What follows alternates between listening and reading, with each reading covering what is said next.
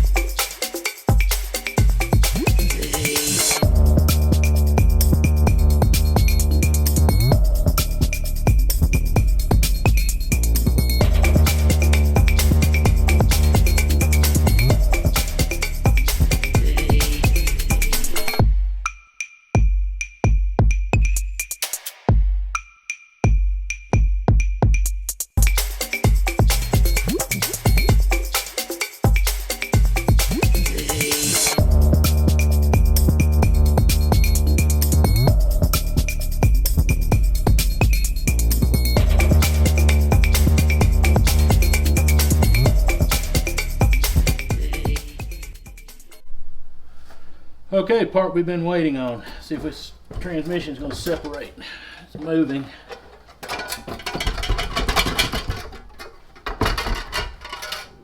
And she's coming.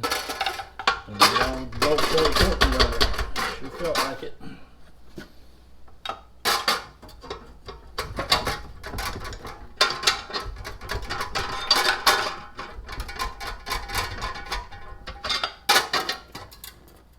Would you believe we didn't get all the bolts out of the torque converter? Are you kidding me? Come on, Toyota. It's a 5-bolt. Well, that's annoying. Yeah, never had one apart. At least it'll be easier to get to this time. Well, I wanted to keep the torque converter up in the motor. Up in, not the motor, up in the transmission.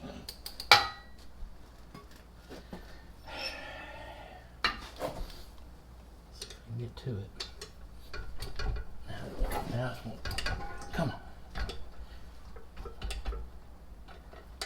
There it goes.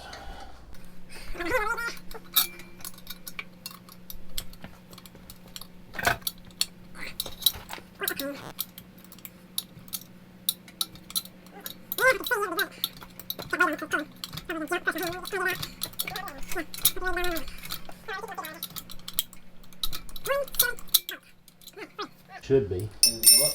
Nope. Stay where you at. Should be able to separate them. Now the stupid bolts out of it. Well, did I miss one? That close. Alright. Lift up and back. Not lighter now. Alright, that's good. One back. Alright. Perfect. There.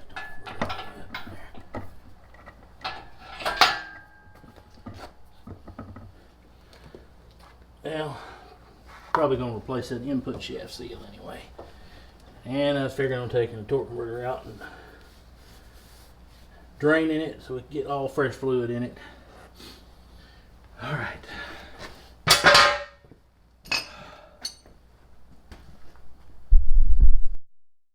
Well, that scratch is making me itch.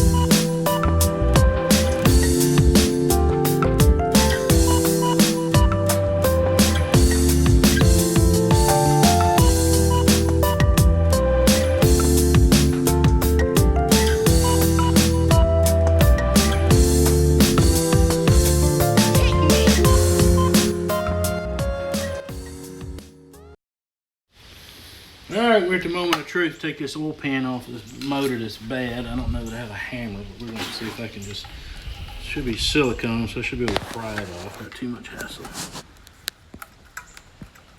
Or not. I've got to use this oil pan on that motor, so I need to take it off anyway. I don't think I missed any fasteners here. Let's take a look. It's awful snug.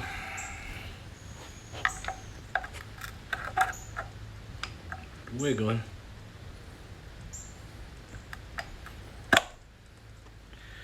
I'm going to have to get something to tap on it with. Hang on. I don't want a hammer, son. I don't want to mess with that. Alright, in the moment of truth, we're here. We're going to try to take this oil pan off, see if we can get the silicone seal broke free. There it goes. We've got to have this oil pan for the other motor. Got all the oil drained, but I have a feeling there's going to be a little residual come out.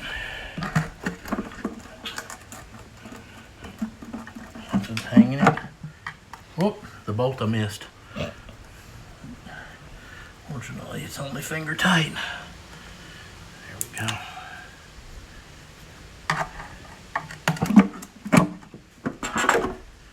Oh boy, look at that. Wow. Gee, Manetti.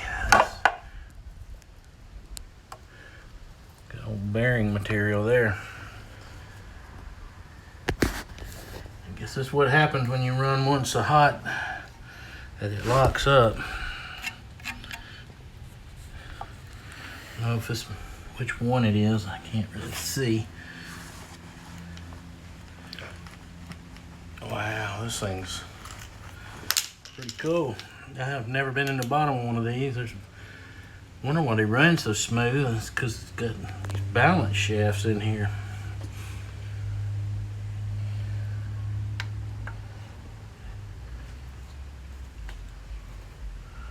That rod end looks pretty dark. It must be that one.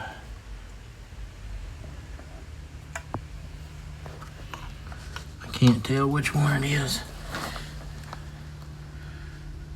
So I'll have to take the pickup off and this pickup off and the balance assembly, shaft assembly, to be able to determine which crankshaft bearing it is. But I don't even know if this engine's repairable. It ran good other than the knock. So, all right, let's get back at it. All right, so did a little further autopsy, pulled the balance shafts out of the way, got that pulled off, and I don't think that's supposed to do that. This one here is just about seized up.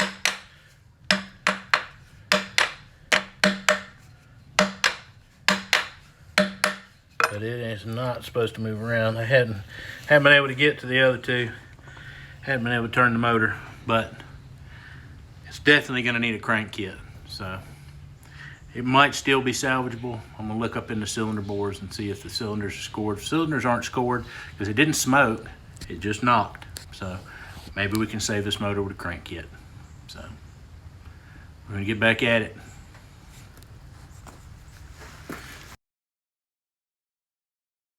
Well, that scratch is making me itch.